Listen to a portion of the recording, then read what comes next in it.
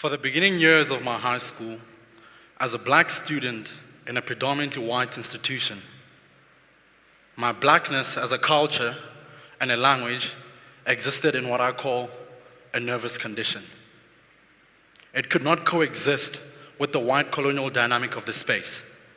At any given time, my mind would always be trying to reduce the high levels of self-doubt, anxiety, depression, and perfectionism. Dumela. I greet you in my home language because it grounds me. Spaces like this intimidate me. I emerge out of a history of growing light, and I'm facing the future of conquered darkness. But most importantly, I remain idealistic about what is possible if we can ensure that children go to socially conscious schools and are taught by thoughtful and committed teachers who see to it that students don't merely conform to their current reality, but have the tools to transform it. There's a man called Dr. Cornel West, and he says, if your success is defined as being well-adjusted to injustice and well-adapted to indifference, then we don't want successful leaders. We want great leaders who love the people enough and respect the people enough to be unbound, unafraid, and unintimidated to tell the truth. So a couple of months ago, I had the opportunity to meet Naomi Campbell when she came to South Africa. So she asked me, Obakeng, what is your truth? So here's my truth. Education in South Africa is the tale of two systems. The post-apartheid government unfortunately inherited a deeply divided and highly unequal education system. And despite the efforts to increase equalization to access as well as expenditure, the outcomes are still widely divergent. And this is primarily because education in South Africa is a tale of two systems. The first, the well-resourced. If you go to a good school, the chances of you succeeding in the future are drastically higher.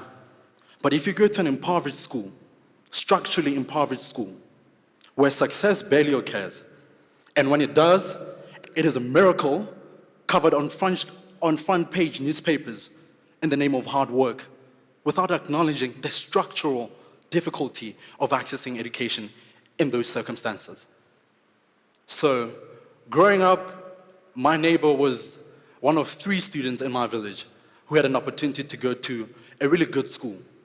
And a lot of us never really saw her leave nor come back from school. And this is because of a word that I'd like you to keep in mind: spatial apartheid. The idea that as black and marginalized people, we have to leave our homes in order to get empowered. Let that sink in. For the longest time, I envied my neighbor. I wanted to be like her. But I also realized something about her, that she was not a normal child. The times that she left and the times that she came back, she never, ever saw her home in daylight. And beginning to understand how inequality plays itself out, particularly looking at systems, I began reflecting on my own journey, my educational journey. That's my mom. My mom had me in her teenage years, and immediately after I was born, she tried to continue with school, and it slightly became difficult for her to do so. And then she had to drop out of school in order to be able to provide for me. And the first time that I ever knew that my mom really values education is when I graduated from from pre-primary school. And I remember on that day, the look on her face. I knew that I was carrying my mother's hopes, but I was also carrying my grandmother's hopes, as well as my aunties. And I began to really devote myself to saying, regardless of where I am, how can I ensure that I receive the best quality education possible? And then in 2009, I went to a community gathering. And this community gathering is where the king of our tribe normally addresses the masses. It's something like a State of the Nation address. But what was really different about it is, before the king began speaking, he asked a rhetorical question. But I didn't take it as such. So I ran to the stage and I told him, I know the answer. And then he obviously lowered the mic for me, and I gave him the response. And it was followed by something that I never thought possible. He said, if there was one thing I could do for you, what would you want? Many things ran in my mind. On that day, it was really hot, so I wanted ice cream. But I thought, it's weird.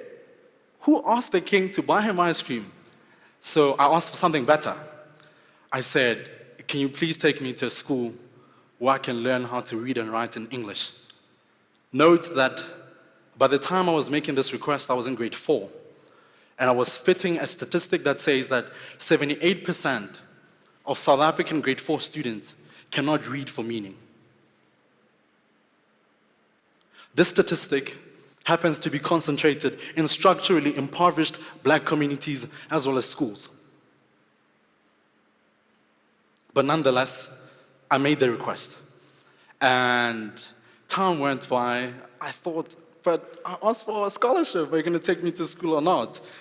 And 2 years later, I then received a call from the King's office. They said, hey, young man, we are starting this scholarship venture to take 2 boys from across the 29 Obakeng villages to a school down in Cape Town. Do you want to be a part of it? I said, yes. And then I remember we went back and forth doing interviews and so forth. And the time came when one day I was coming back from school and I saw a car parked outside my house. So we don't have a car at home, so I was wondering, whose car is this? And when I got inside the house, there was a box that said, you have been awarded a full scholarship as well as an offer of admission. Please come join us for your grade 8 year, and then I'll start high school the following year. That was intense. I had never been prepared for that type of opportunity to be bestowed upon me from merely just making a simple thing, asking, can you please do this for me? And also him honoring the promise, because very, very few people honor promises these days. But nonetheless, the time came for me to leave for school. 2012, Lanseria Airport with my mom. It was both our first ever flying experiences, and I remember how excited I was to fly. But most importantly, I really wanted to go to the bathroom in a plane. Because if you watch movies, you will see that they barely show the parts of what actually happens in the bathroom. So my friends and I growing up always wondered, what do these people actually do in the bathroom? And I remember as I was washing my hands about to leave the bathroom, there was a sign that said, as common courtesy to the person coming after you, can you please leave it better than you found it? At the time that I read these words, I never knew that there would be foreshadowing a calling that I would later have. And I remember I arrived at the school. For the first year in grade 8, I was mute. I had moved from a place where I was only speaking Setswana, and now I'm in this place where I have to learn how to read and write in English, and I had to play catch-up. It was one of the most trying times of my life, but it also gave me an opportunity to be with myself, which is something that a lot of young people barely get these days. And in that solitude, I remember thinking about the experience that I was having currently. I remember thinking about what it means for me as a black student to be in this white institution. I remember thinking about what it feels like to have an Afrikaans teacher teach you Xhosa, as if the homegrown Xhosa people do not have enough agency to come teach in those schools themselves. But it made me realize something that I think we barely talk about, which is, what does it look like for us as marginalized people to navigate spaces that were never created for us? Because whether we like it or not, we will have to do so in order to ensure that that no longer remains a reality. But in doing so, I hope I hope that a lot of young people will not have to deal with anxiety, self-doubt, depression, and the need to be perfect. Because the space is telling them that people that look like you are not meant to be here. I mean, look around. You are in a school where people do not reflect the demographics of your country, no continent. But nonetheless, in all of these back and forth struggles, thinking about how easy it was for a lot of people that look like me and people of color to be comfortable being in the last academic set of what would be called typically challenging subjects. If you went from grade 8 to grade 12, in the last academic set, I would guarantee you that you would find more than 10 people of color. And whenever one dared to go above that, they would be questioned. Who are you? Why you? But then why not you? Why can't you be the person that breaks that cycle of a normalized reality? And I have dedicated my time to that. I'd like you to think about what James Baldwin said when he said that the paradox of education is precisely this, is that as one becomes more conscious, one begins to examine the society in which he's being educated in. And this is what has happened for me. I just finished high school 3 months ago, and I'm looking forward to going to university next year. And my hope is that by the time that I'm out of university, you can all rally with me. We can all be part of building a cathedral of consciousness. We can all be part of systems that don't need us to reduce ourselves to mere parts of us, particularly parts of us that we cannot control. And I firmly believe in what Paulo Freire says when he says that it is one's revolutionary duty to study, regardless of where you are, regardless of who you know, study. Because one thing that people cannot take away from you is what you know and your intellectual capacity to think at a superior level.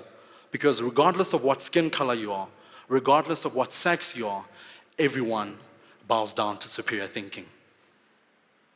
And by the time that I'm out of university, I'm going to keep on reminding you of this because I will need every single one of you. My hope for education is to be able to get to the point where we have built a cathedral of consciousness that restores the dignity of people, that instills an identity of transformative resistance, but most importantly, educates not just to conform, but to transform. Asante sana, aluta continua.